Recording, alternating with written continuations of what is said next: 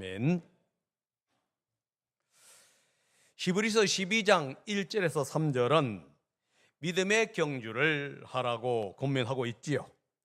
믿음의 경주를 하기 위해서는 이제 벗어버릴 것은 벗어버려야 합니다. 무거운 짐을 벗어버려야 하고 얽매기 쉬운 죄도 벗어버려야 하는 겁니다. 이러한 것들을 벗어버릴 때에 비로소 믿음의 경주를 온전히 할 수 있겠지요. 이 무거운 짐과 얽매기 쉬운 죄를 벗어버리게 하려고 하나님은 우리에게 고난이라고 하는 징계를 사용하십니다. 고난이라고 하는 징계는 하나님의 자녀이기 때문에 주어지는 축복이고 특권이기도 합니다. 이 고난이라고 하는 징계를 잘 믿음으로 인내로 잘 극복했을 때에 우리는 의와 평강의 열매를 맺게 되는 것이지요. 이렇게 말씀하신 후에 저자는 이제 믿음의 경주를 하기 위해서 연약한 부분을 이제 강화하라라고 권면합니다. 다시 말해서 벗을 것은 벗어버리고 그리고 영적으로 연약한 부분을 우리가 강하게 했을 때에 믿음의 경주를 할 수 있다는 겁니다. 저자는 이렇게 얘기합니다. 피곤한 손과 연약한 무릎을 일으켜 세우라. 12절과 13절입니다. 한번 읽어봅니다. 시작. 그러므로 여러분은 나른한 손과 힘 빠진 무릎을 일으켜 세우고 똑바로 걸으십시오. 그래서 절름거리는 다리로 하여금 삐지 않게 하고 오히려 낫게 하십시오. 운동을 할 때 가장 중요한 부분은 팔과 다리입니다. 물론 몸의 모든 부분이 다 중요합니다. 그런데 운동에서 직접적으로 필요한 부분이 뭐냐 하면은 이 팔과 다리라는 거예요. 이 팔과 다리를 저자는 손과 무릎이라고 하는 용어를 사용하면서 표현하고 있습니다. 그러면서 손과 무릎을 세워라 라고 얘기하는데 이 세우라 하는 원어가 무슨 뜻이냐면 강하게 해라 혹은 교정을 해라 하는 의미가 포함되어 있습니다. 먼저 이 용어는 강하게 하라는 의미예요. 운동을 하는 사람의 손과 무릎이 약하면 운동하는데 방해가 되겠지요. 운동을 할 때 제 힘을 발휘할 수가 없습니다. 손이나 무릎이 약하면 힘을 줄 때에 힘을 줄 수가 없기 때문입니다. 그래서 운동선수들은 이 손이나 무릎을 강화시키는 운동을 합니다. 저 또한 마찬가지죠. 저는 축구를 좋아했는데 3년 전부터 축구를 못합니다. 왜냐하면 연골이 완전히 망가졌기 때문에 그래요. 그런데 그전에는 어떻게 운동했는가 하니까 그전에는 연골 때문에 한 게 아니라 근육이었습니다. 근육이 있다 보니까 했는데 그 근육이 많이 약해지다 보니까 운동을 못 하더라고요. 그래서 요즘에는 이제 근육 운동을 다시 하고 있는데 바로 그 부분을 얘기합니다. 강하게 하는 것이지요. 두 번째 세운다는 뭐가 하면 교정한다. 다시 이렇게 세운다고 하는 의미가 있어요. 망가진 부분이나 부상을 당한 부분은 먼저 치료가 되어야 돼요. 무조건 강하게 한다고 되는 것이 아니지요. 먼저 치료를 해야 합니다. 다시 말해서 손이나 무릎에 문제가 생기면은 그것을 치료해야 한다는 거예요. 제가 연골이 깨진 이유가 뭐냐 하면은 축구를 하던데 인대가 깨어지고 뭐 한 것이 있었어요. 그런데 인대가 깨어져도 한 며칠만 지나면 괜찮아지거든요. 근데 그 괜찮아진다는 게 뭐냐면 이 아픔이 사라진다는 얘기지 고쳐졌다는 얘기는 아니에요.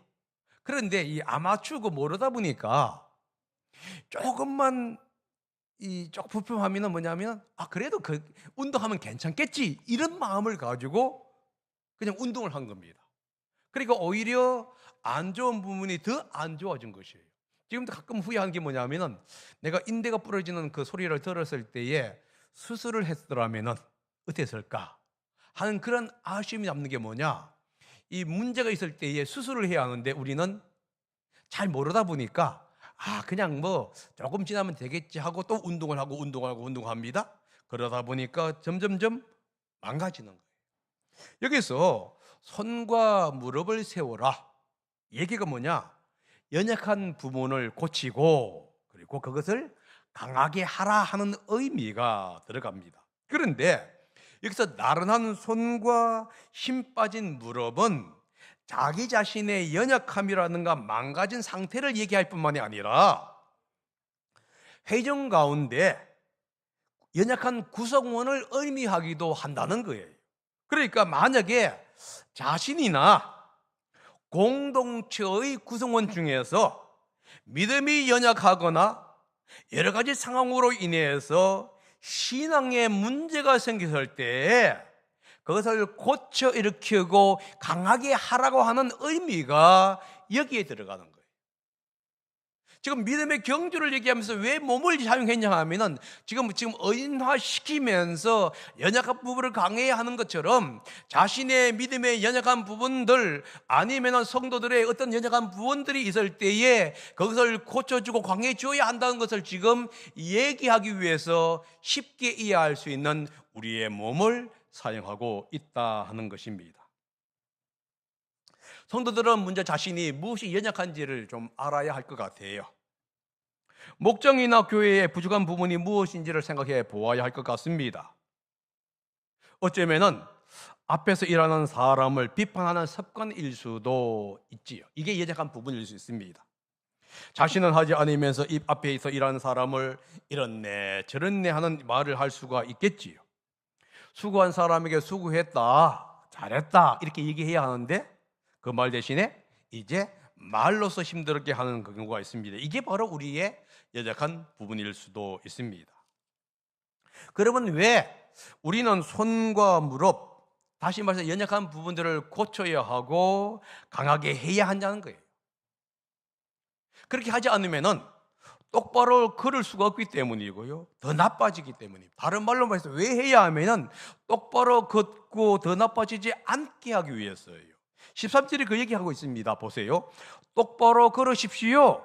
그래서 절름거리는 다리로 하여금 삐지 않게 하고 오히려 낫게 하십시오. 이 표현이 뭐냐 하면은 약한 부분을 치료하여 강하게 하지 않으면은 똑바로 걸을 수가 없다는 거예요. 여러분, 이 붕대를 하고 있는데 똑바로 걸릴 수 있겠습니까? 아니면 상처가 났어요. 그러면 우리는 신경적으로 그쪽으로 가기 때문에 똑바로 걸을 수가 없어요. 여러분, 결국 뭐죠? 절름거릴 수밖에 없습니다. 왜 그렇습니까? 다른 부분에 과부하가 걷기 때문에 그래요. 그러다 보니까 절름거립니다. 이것을 성경이 23절에 뭐라고 있죠? 절름거리는 다리 혹은 다리가 삐었다, 삐는 다리. 그러니까 힘이 약하게 되면 넘어질 수밖에 없고 삐을 수밖에 없다는 겁니다. 이 삐다고 하는 이 단어의 문자적인 의미가 뭐냐 하면은 발목이나 무릎에 탈골, 골절 현상이 일어나는 것을 가리켜서 삔다 이렇게 얘기하는데요. 그런데 이게 언어적으로 사용했을 때는 어떤 용어냐 하면은 바른 길을 걷는 길에서 벗어나서 진로를 이탈하는 것을 가리킬 때 이 용어가 사용되어요. 그렇다고 한다면 이런 얘기입니다. 믿음의 경주를 할 때에 연약한 부분을 고치거나 강하게 하지 아니하게 되면은 어떤 걸림돌이라든가 함정으로 인해서 목표이신 주님을 향해서 달려가지 못하고 다른 곳으로 빠지게 된다. 이런 뜻이에요. 자신이든 공동체이든 연약한 손과 발을 제대로 치료하지 않으면은 다리를 절거나 절단할 수밖에 없다는 거예요. 다시 말해서 자신의 영적으로 연약한 부분들, 정신적으로 연약한 부분들, 그리고 공동체의 연약한 부분들을 고치고 강하게 하지 않으면은 공동체 전체가 어려움을 겪게 된다. 이 얘기를 지금 성경은 하고 있습니다. 그렇게 되면 결국은 믿음의 경주를 할 수 없어요. 교회가 나아가야 할 방향을 올바로 나아갈 수가 없다는 것을 지금 우리는 알 수가 있겠지요. 믿음의 경주는 연약한 부분을 고쳐야 할 뿐만 아니라 다른 사람과 화평하고 거룩을 추구할 때에 가능합니다. 저자는 다른 사람과 화평하고 거룩을 추구하라고 얘기하고 있지요. 먼저 성도는 다른 사람과 화평을 추구해야 합니다. 그런데 화평을 추구해야 할 대상이 누구냐 하면은 믿는 자와 믿지 않는 자 모두를 지칭한다는 거예요. 성도들은 믿는 성도와 화평해야 하지만은 믿지 않는 성도들과도 화평해야 한다는 거예요. 혹시 우리는 자기 자신이 합평하지 못하는 사람이 누군지를 한번 생각해 보아야 하고요. 그 주변을 살펴보아야 하고 먼저 자신이 화평을 추구해야 합니다. 14절에 그 얘기하고 있잖아요. 한번 읽어보세요. 시작. 모든 사람과 더불어 화평하게 지내고 거룩하게 살기를 힘쓰십시오. 그렇게 지지 않고서는 다른 아무도 다 우리를 주님을 뵙지 못할 것입니다. 여기서 성도의 의무를 대해서 얘기합니다. 의무가 뭐냐면 다른 사람과 화평하게 지내는 것이지요. 나와 마음이 맞는 사람과도 화평해야 하지만은 마음이 맞지 않는 사람과도 화평을 해야 한다는 겁니다. 사실 마음이 맞는 사람과 화평하지 않는 이유가 없겠지요. 자연적으로 화평합니다. 만나면 기쁨이 있고 즐거움이 있지요. 그러나 나와 마음이 맞지 않는 사람, 의견이 틀린 사람, 견해가 다른 사람, 이런 사람과 화평할 수 있어야 한다는 거예요. 사실 예수님은 그 당시에 화평할 수 없는 사람들과 화평을 했어요. 그 대상이 누구냐면 어린아이였습니다. 그래서 예수님은 어린아이가 오는 것을 가만히 두라고 얘기하면서 그들을 반갑게 맞이했고요. 가늠한 여자에게도 예수님은 그렇게 하셨다는 거예요. 또 그것을 위해서 예수님은 자신의 몸을 친히 십자가에 못 박기도 했던 거예요. 그러니까 여러분, 화평케 하지 않으면은 내가 불안해질 수밖에 없고 내가 좁아질 수밖에 없다는 겁니다. 하나님은 자녀들이, 다시 말해 성도들이 서로 화평하지 못할 때에 징계를 사용하십니다. 11절에 그 얘기입니다. 한번 읽어봅니다. 시작. 무릇 징계는 어떤 것이든지 그 당시에는 즐거움이 아니라 괴로움으로 여기지만 나중에는 이것으로 훈련받은 사람에게 정의의 평화로운 열매를 맺게 합니다. 징계의 목적이 뭐냐? 정의의 평화로운 열매, 다시 말해서 의와 평화, 화평의 열매를 맺게 하는 것입니다. 하나님은 우리가 화평하지 못할 때에 다양한 고난과 징계를 통해서 화평하는 방법을 가르쳐 주는 거예요. 그래서 여러분, 사람과 문제가 생기지요. 여러분, 사람과 문제가 생기면 반드시 그 사람과 해결하지 못하게 되면 끊임없이 다른 사람과도 문제를 형성할 수밖에 없는 거예요. 내가 여기서 피하고 다른 데 가면 화평할 것이다. 아닙니다. 여기서 피하고 다른 데 가서도 똑같은 문제가 형성되는 게 뭐냐? 하나님은 그 사람이 고쳐야 하기 때문에 다른 사람들을 또 붙여주는 거예요. 그래서 하나님은 우리에게 그걸 통해서 이제 화평하는 방법을 깨닫게 해 주십니다. 화평뿐만 아니라 거룩을 추구해야지요. 거룩을 추구하는 것은 그리스도인의 특권 중에 하나입니다. 왜냐하면 거룩하지 아니하면은 하나님을 볼 수가 없기 때문에 그렇습니다. 여기서 말하는 거룩은 죄가 없는 상태를 말하는 것이 아닙니다. 물론 하나님에게 거룩이라고 하는 것은 죄가 없는 상태를 얘기해요. 그러나 우리에게 말을 할 때 거룩은 뭐냐? 죄가 없는 것을 얘기하는 게 아닙니다. 부족한 부분을 주님과 함께 고쳐나가는 노력, 그것을 지금 성경은 거룩이라고 표현하고 있다는 겁니다. 우리는 예수님의 피를 통해서 단번에 거룩함을 얻었지요. 그래서 거룩의 기초는 뭐냐? 예수님의 죽음을 통해서 이미 놓여 있습니다. 이 죽음을 통해서 우리는 하나님께로, 거룩하신 하나님께로 나아갈 수 있는데 이 기초 위에 우리는 계속적으로 거룩을 추구해야 한다는 거예요. 성경은 거룩한 사람이 주님을 본다고 말하지 않았어요. 성경은 뭐라고 있냐면 거룩하게 살기를 힘쓰십시오. 거룩해지지 않으면은 아무도 주님을 보지 못합니다. 이렇게 표현하고 있습니다. 이걸 다른 말로 말하게 되면은 거룩하기를 추구하세요. 추구하지 아니하면은 하나님을 볼 수가 없습니다. 이런 뜻이에요. 거룩을 추구하는 자에게 주어진 특권이 뭐냐? 주님을 보는 겁니다.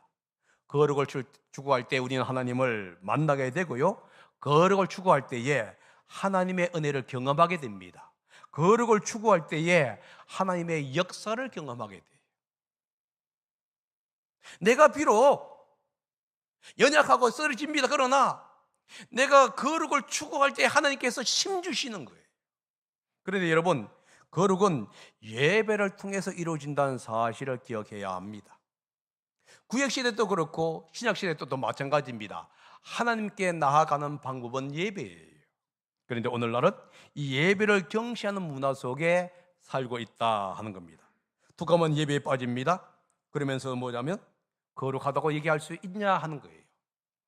예배는 이 거룩하신 하나님을 만나는 장소고 만나는 시간입니다. 그래서 하나님께 거룩하기 위해서는, 우리의 삶에서 거룩하기 위해서는 뭐 해야죠? 예배를 통했습니다. 여러분, 신앙에 슬럼프가 왔을 때 교회를 떠나는 사람들의 특징 중에 하나가 뭐냐? 뭐부터 시작되죠? 예배를 빠지는 것에서 시작되는 거예요. 그래서 예배는 우리 신앙의 가장 중요한 부분이다 하는 겁니다. 왜냐하면 예배를 통해서 우리는 하나님께 나아갈 수 있는 공적인 특권을 가지고 있기 때문에 그렇습니다.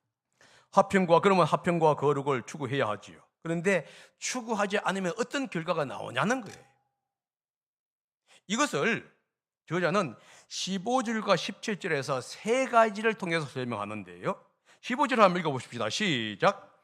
하나님의 은혜에서 떨어져 나가는 사람이 아무도 없도록 주의하십시오. 여러분, 그건 나중에 읽으시고요.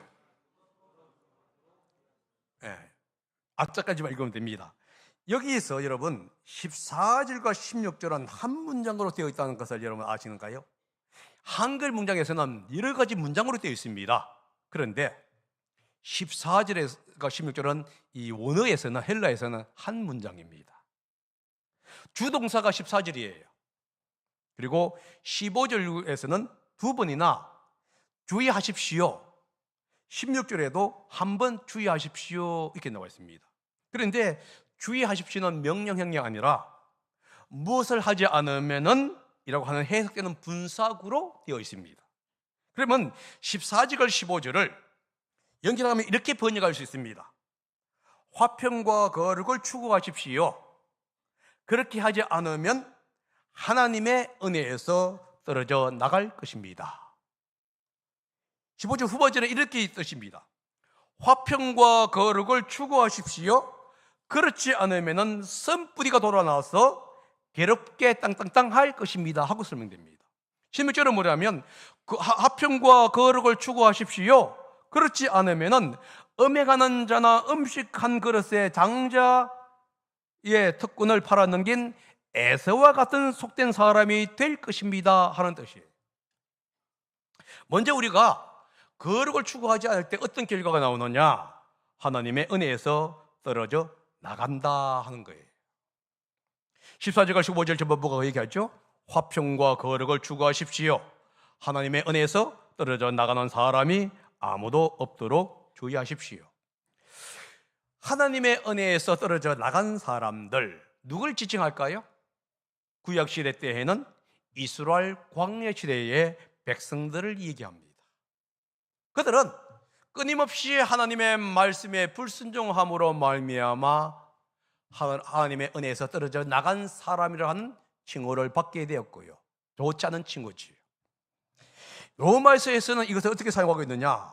하나님을 모르는 사람으로 표현합니다. 로마서 3장 2, 3절에 기록합니다. 모든 사람이 죄를 범하였습니다. 그래서 하나님의 영광에 이르지 못하는, 영광에 못 미치는 처지에 놓여 있습니다. 하나님께 떨어져 가는 것을 가르쳐서 뭐라고 했죠? 하나님의 영광에 못 미친다 이렇게 표현하고 있는 거예요. 이것을 다른 말로 말을 하게 되면은 배교한다, 여호와 하나님을 떠나간다 하는 의미가 들어갑니다. 즉 믿지 않는 사람과 똑같은 사람이 된다 이런 뜻이에요. 주님을 믿는 사람은 이미 거룩함을 추구하는 사람들이에요. 그런데 이 거룩함을 추구하지 않았을 때에 신앙에서 떠날 수 있다라는 것이에요. 그래서 저자는 뭐냐? 신앙에서 떠나지 않기 위해서, 믿음에서 떠나지 않기 위해서 계속 평화와 거룩함을 추구해야 한다고 말씀하고 있는 거예요. 사람과의 관계를 평안히 해야 되고, 또한 하나님 앞에 내가 온전히 나가지 않으면 신앙에서 떠나가는 거예요. 왜 수많은 사람들이 신앙에서 떠나지요? 믿는 사람의 삶에서 문제를 보았습니다. 그래서 관계가 악화되는 거예요. 관계가 악화되면 어떻게 되죠? 자연스럽게 그 사람이 꼴 보기 싫게 되고 그 사람이 있는 공동체에서 나가게 되는 거예요. 이것은 당연히 거룩함과 연결되는 것이죠. 예배에서 떠나게 되는 거예요. 그래서 주님께서 이렇게 말씀하시고 있는 겁니다. 그래서 평화와 거룩을 추구해야 하는데요, 또한 추구하지 않으면 두 번째 현상이 무슨 뜻이죠? 썬뿌리로 말미암아서 더러워지는 일이 생깁니다. 15절 하반절입니다. 읽어봅니다. 시작. 또 썬뿌리가 돋아나서 괴롭게 하고 그것으로 많은 사람이 더러워지는 일이 없도록 주의하십시오. 여기서 썬뿌리를 독초라고 얘기할 수 있어요. 사람과의 관계에서 생겨나는 썬뿌리를 말을 합니다. 여러분, 사람과 사람과의 관계에서 무슨 생각이 들죠? 고통을 느끼게 되고 아픔을 느끼게 되고 시기하는 마음이 있고 미워하는 마음들이 생겨요. 또 말이라든가 행동을 통해서 어떤 마음이 생기면 이게 썬뿌리가 생기게 됩니다. 이게 독초가 되는 거예요. 그런데 이 썬뿌리가 여호와를 버리고 다른 신들을 섬기던 용어로 사용됩니다. 어디서 나오냐면 신명기 29장 18절과 19절입니다. 한번 읽어봅니다. 시작. 당신들 가운데 남자나 여자나 가족이나 지파가 주 우리 하나님으로부터 마음을 멀리하여 다른 민족의 신들을 섬기려고 해서는 안 됩니다. 당신들 가운데 독초나 썬 열매를 맺는 뿌리가 있어서는 안 됩니다.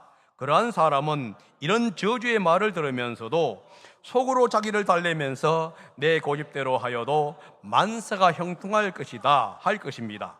당신들은 그런 사람을 그대로 두면 맹렬한 재난을 만나서 파괴되고 말 것입니다. 여기서 문제가 나오죠. 하나님으로부터 마음이 떠나고 다른 민족의 신들을 섬기는 것을 가르쳐서 뭐라고 얘기한다고요? 독초나 썬 뿌리를 맺는 뿌리, 이렇게 얘기하는 거예요. 그러니까 여기서 썬 뿌리라는 얘기가 뭐냐? 하나님으로부터 떠나서 다른 신들을 섬기는 것을 가리킨 겁니다. 그래서 썬 뿌리를 가진 사람의 특징이 뭐지요? 하나님을 떠나서 다른 신들을 섬기는 거예요.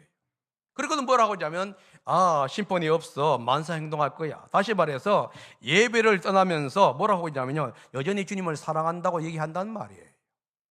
여러분, 예배 한번 빠지게 되면요 습관이 되는 거예요. 그게 무슨 이유로 하든지 간에 예배를 경시되는 겁니다. 물론 우리가 특별한 일로 인해서 어떤 상황으로 인해서 여러분들 예배에 빠질 수 있다는 것은 저는 부인하지 않습니다. 그러나 여러분들이 어떤 것을 할 때에 쉽게 예배 빠지는 일을 하게 되면은 예배에 경시하게 되고요, 그것이 습관이 돼요. 그래서 한 분 빠지게 되면 두 분 빠질 때 자연스럽습니다. 그래서 조금만 어떤 일이 생기면 핑계를 대고 어떤 일 하면서 예배를 빠지게 되는 것이 뭐냐? 인간의 습성이에요. 그런데 성경은 그것을 뭐라고 있죠? 썬뿌리, 이렇게 얘기하는 거예요. 여러분, 썬뿌리가 생겼을 때 어떤 생각이 나느냐? 자신뿐만 아니라 많은 사람들을 더러워지게 한다, 이거예요. 구약 성경에서 부정한 것을 접촉하면 부정하게 되지요. 근데 썬뿌리를 뭐라 하냐면 부정이라고 얘기한단 말이지요. 하나님을 떠나는 것을 부정이라고 얘기합니다. 여러분, 하품을 하게 되면 다른 사람에게 하품이 전염돼요. 교회를 부정적으로 얘기하거나 불평하게 되면 다른 사람이 그 부정적으로 불평한 것을 전염됩니다. 마찬가지로 예배도 마찬가지예요.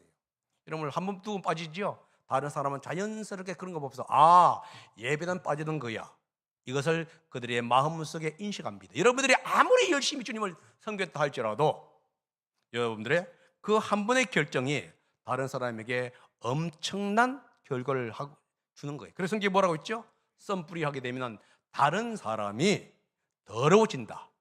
다시 말해서 자연스럽게 주님을 떠날 수 있는, 예배를 경외시킬 수 있는 마음을 준다, 이렇게 얘기하는 거예요. 사람은 화평과 추구하지 않으면요, 사람과 화평하여 추구하지 않고 거룩을 추구하지 않을 때에 썬뿌리가 생깁니다. 이 썬뿌리는 자신은 물론이거니와 자신이 속해 있는 공동체를 아프게 하고 문제를 일으키죠. 결국은 교회 공동체가 나아가고자 하는 방향과 하나님께 나아가자 하는 그 모든 방향에서 제동이 걸리게 한다 하는 겁니다. 또한 세 번째 얘기합니다. 평화와 거룩을 추구하지 않으면 어떤 생각이 되느냐? 에서와 같은 사람이 돼요. 에서는 16절 한번 읽어봅니다. 16절만 시작. 또 음행하는 자나 음식 한 그릇에 장자권을 팔아 넘긴 에서와 같은 속된 사람이 생기지 않도록 주의하십시오. 제가 얘기했습니다. 주의하십시오는 뭐라고요? 하지 않도록 부사구라고 했습니다. 여기서 여러분 에서는 어떤 사람이지요? 부도덕한 생활 방식을 추구했던 사람이에요. 그는 이방 여인과 결혼했습니다. 하나님은 가나안 족속과 이방 족속과는 결혼하지 말라고 명령을 내렸습니다. 그런데 에서는 하나님의 말씀과 경고를 무시합니다. 그리고 헷 여인들과 결혼을 합니다. 히브리서는 이 사건을 가리켜서 음행이라고 얘기한다는 거예요. 그런데 여러분, 에서는 실제적으로 음행을 한 적이 한 번도 없어요. 하지만 그는 2명의 헷 족속의 아내를 취함으로 말미암아 언약을 존중하지 않은 거예요. 그런데 언약을 존중하지 않은 것을 성경은 뭐라고 하고 있느냐? 망령된 사고를 가지고 있다라는 뜻으로 씁니다. 그런데 이 망령된 사고를 가지는 것을 갖고 성경은 뭐라고 했냐면 음행했다라고 하는 용어로 표현하고 있는 거예요. 에스더 또한 세상적인 사고를 가진 사람입니다. 구약시대의 믿음의 선조들은 11장에 보게 되면 하나님의 말씀을 신뢰했습니다. 그래서 이 땅에서 나그네와 같은 삶을 살아갔지요. 모세는 그리스도를 위해서 받는 모욕을 이집트의 그 어떤 재물보다도 더 값진 것으로 여겼습니다. 장자발을 상을 받아보면서 이 땅에서 어떤 학납보다도 더 학대받는 길을 걸어갔다고 얘기한 거예요. 그런데 에서는 정반대의 삶을 살지요. 그는 몸의 식욕을 위해서 영원한 것을 포기합니다. 팥죽 한 그릇을 먹기 위해서 장자권을 팔아버린 것이에요. 다시 말하면 육신의 필요를 위해서 하나님이 주시는 특권을 포기했다 하는 겁니다. 여러분, 장자권은 보통 2배의 유손을 받을 수 있는 권리를 얘기하는데, 이것은 다른 말로 말을 하게 되면 하나님의 복을 누릴 수 있는 특권을 가리켰을 때 장자권이라고 얘기해요. 그런데 팥죽 하나 때문에 그 특권을 팔아버린 거예요. 성경은 이렇게 얘기합니다. 에서가 장자의 명분을 가볍게 여겼기 때문에 그랬다 라고 얘기하는 거죠. 여러분이 이렇게 생각하죠. 여러분, 에서가 구약 성경에서 에서가 몇 번을 잘못했죠? 몇 번은 딱 한 번 잘못한 거예요. 장자권을 판 것 딱 한 번의 사건이지, 그러니까 그의 모든 삶 속에서 잘못된 것이 아니에요. 그런데 에서는 그 한 번의 삶 때문에 그의 인생은 하나님의 축복에서 벗어났다는 사실을 인식해야만 하는 거예요. 에서는 하나님의 그것을 성경에 이렇게 가죠. 에서는 하나님의 약속을 신뢰하지 않았기 때문에 그 땅의 상속권보다 적극적인 식욕에 만족을 우선했다 하는 거예요. 혹시 우리가 이런 삶을 살고 있는 것은 아닌지 한번 돌이켜 볼 필요가 있습니다. 이 땅의 물질 때문에 하나님의 복을 저버리는 어리석은 일을 행하는 사람은 되지 않았는지, 이 땅의 잠시 기쁨 때문에 하나님의 복을 부리고 있지는 않는지 우리 스스로가 한번 생각해 볼 필요가 있다 하는 겁니다. 여러분, 이 에서가 단 한 번에 장자의 명분을 멸시한 결과가 뭔지 아십니까? 아버지로부터 복을 받지를 못하는 거예요. 자, 17절을 읽어봅니다. 시작. 여러분이 아시다시피 에서는 그 뒤에 축복을 상속받기를 원하였으나 거절당하였습니다. 그는 눈물을 흘리면서 구하였건만 회개할 기회를 얻지 못하였습니다. 사실 에서는 아버지의 복을 받기를 원했습니다. 그러나 그 복은 야곱에게 넘어가요. 야곱에게 넘어갔다는 것을 안 에서는 아버지에게 복을 빌어달라고 간청하며 눈물을 흘립니다. 그러나 장자의 명분과 복은 뒤집어지지를 않습니다. 장자의 명분은 에서에게 갔고요, 결국은 야곱에게 갔고, 그 결과 에서는 동생 야곱을 주인으로 섬기는 처지로 놓이게 되어버려요. 여러분, 회개할 수 있는 기회는 언제나 있는 것은 아니라는 사실을 기억해야만 합니다. 물론 어떤 것은 회개할 기회가 계속적으로 주어지죠. 그러나 어떤 것은 회개할 기회가 주어지지를 않는다는 거예요. 문제는 뭐냐 하면은 우리가 어떤 것은 기회가 주어지고 어떤 것은 주어지지 않는지를 모른다는 거예요. 거기서 문제가 돼요. 그것은 오직 하나님만 결정할 수 있는 것입니다. 여러분 잘 생각해 보세요. 에서가 장자권을 거부한 것, 이게 큰 문제가 됩니까? 근데 그에게는 회개할 기회가 주어지지 않았어요. 다윗은요, 사람을 죽입니다. 그런데 그에게는 회개할 기회가 주어지지요. 우리는 무엇이 중요하다고 얘기할 수 있습니다. 그러나 그것은 하나님이 결정할 문제예요. 우리가 쉽게 생각했던 것, 이것쯤이야 했는데 그것이 하나님에게는 중요할 수 있게 되고요. 우리가 정의 여기는 것이 하나님께 중요하고 우리가 중요히 여기는 것이 하나님께는 정의 여길 수 있는 것이 될 수도 있다는 거예요. 그래서 히브리서는 우리가 교훈을 줍니다. 에서가 한 일에 대한 책임이나 죄책이 얼마나 큰 것인지, 그의 한 번의 실수가 얼마나 엄청난 결과를 가지고 왔는지, 그리고 그에게는 회개의 기회가 주어지지 않았다는 사실을 얘기하면서 우리에게 동일한 일이 일어나지 않도록 조심해라, 이렇게 말씀하고 있습니다. 여러분, 기회가 주어졌을 때 회개할 필요가 있습니다. 그것은 부부관계도 마찬가지고 사람 관계도 마찬가지인 것 같아요. 내가 잘못할 수는 있습니다. 그러나 정말 그때 내가 깨달을 때 즉시 미안하다, 용서해라, 부부끼리 서로가 그렇게 얘기할 필요가 있어요. 남편이기 때문에, 아내이기 때문에 자존심으로 버티다 보게 되면 화해할 수 없는 엄청난 결과를 맺을 수도 있다는 사실을 기억해야 합니다. 그래서 우리는 기회가 주어질 때에 정말로 그 기회를 잡아야 한다 하는 겁니다. 신앙에서도 마찬가지고 모든 일에도 마찬가지입니다. 한 번의 실수가 엄청난 결과를 초래할 수 있습니다. 믿음의 경주는 자신의 연약한 부분을 강하게 했을 때에 가능하고요, 또 믿음의 경주는 다른 사람과 화평하고 거룩을 추구할 때 가능합니다. 그런데 화평과 거룩을 추구하지 않을 때 하나님의 은혜에서 벗어나게 되고 공동체를 힘들게 하고 에서와 같은 부드러운 삶, 세상적인 사고에 빠집니다. 그런데 여러분, 이 세 가지가 동일해요. 은혜에서 벌어나는 것도 배도와 관계되고요, 공동체를 힘들게 하는 것도 우상과 관계 있지 않습니까? 그럼 에서와 같은 부도덕한 삶이 뭐죠? 하나님의 특권을 버리고 세상으로 나가는 거잖아요. 결국은 세 가지가 똑같습니다. 왜 우리가 화평과 거룩을 추구해야 하느냐? 결국은 하나님의 복을 받고 하나님께 은혜를 받기 위한 거예요. 그런데 그 화평과 거룩을 추구하지 않을 때 결국은 어떻게 되죠?